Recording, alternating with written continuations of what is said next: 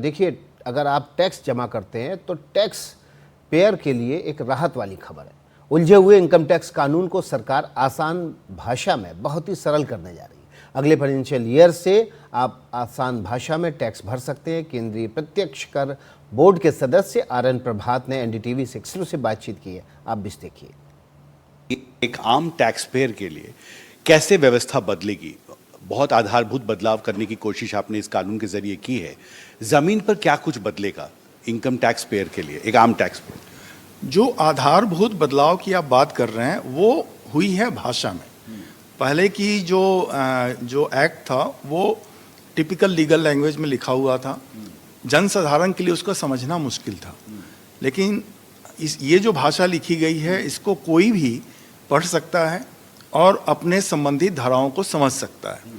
तो ये एक बहुत बड़ी चेंज आएगा इसके चलते।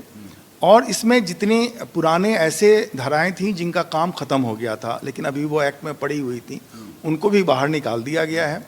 इसके अलावा जैसे कोई आपको अपना टैक्स कंप्यूट करना है तो पहले कंप्यूटेशन का जो पार्ट था वो भी टेक्स्ट में लिखा होता था, वर्ड्स में लिखा होता था।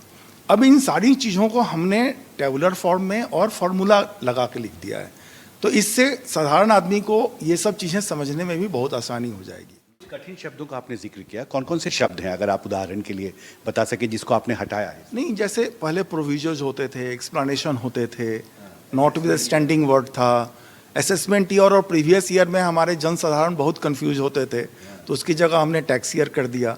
प्रोविजर्स और एक्सप्लेनेशन बिल्कुल ख़त्म कर दिए और सेक्शन सब सेक्शन बना के हमने एक दूसरे से रिलेट करते हुए अच्छे से लिख दिया ताकि मीनिंग भी चेंज ना हो और वो समझने में भी बहुत आसान हो जाए। और कब से लागू करने की तैयारी है अब इसे?